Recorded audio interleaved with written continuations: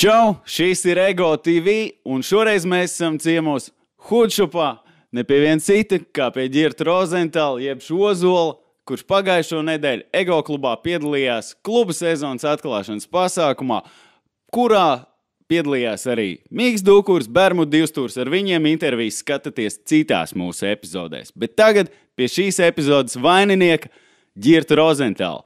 Ozola, kā ir? Atskatoties atpakaļ tagad ar mierīgu prātu uz to trako vētraino vīkendu. Viss bija ļoti labi.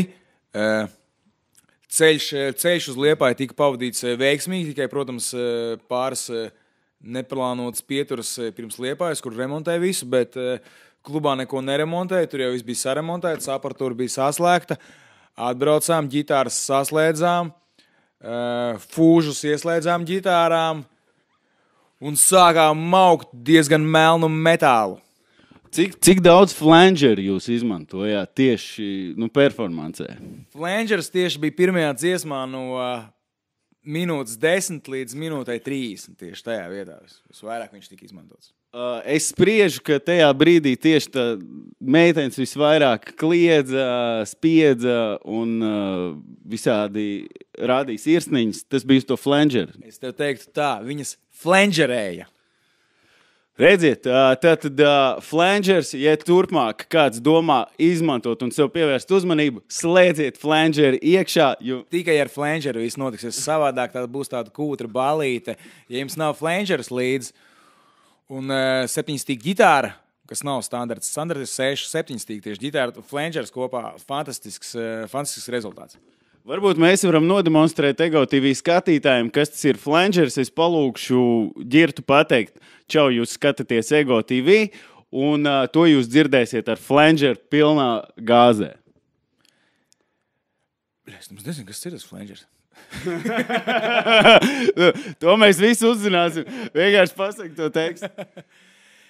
Damn, jūs skatāties Ego TV, un šis ir flangers!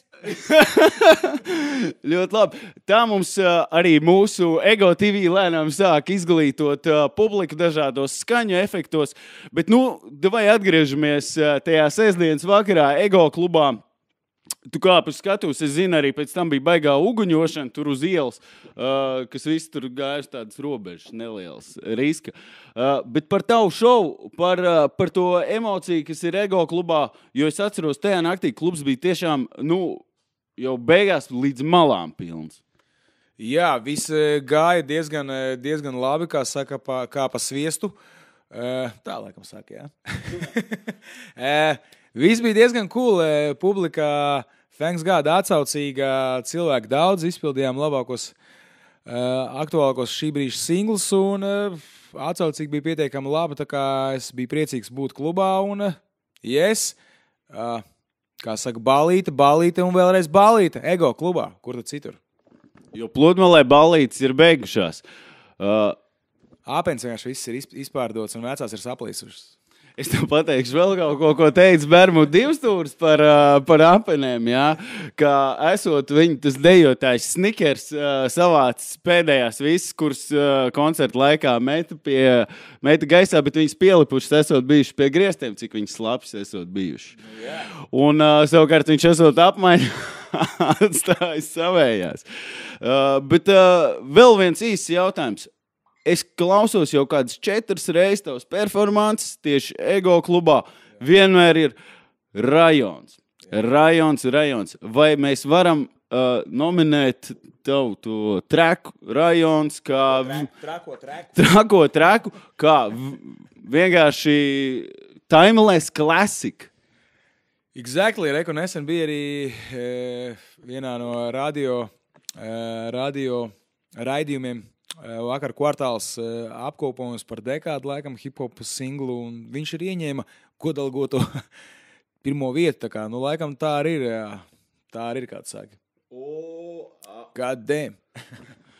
Apsveic. Tad no Hudšupa priekš jums Ego TV skatītāji, tas bija Ģirts Rozentāls, un es, Imants Majestic Dimants. Flangers iekšā.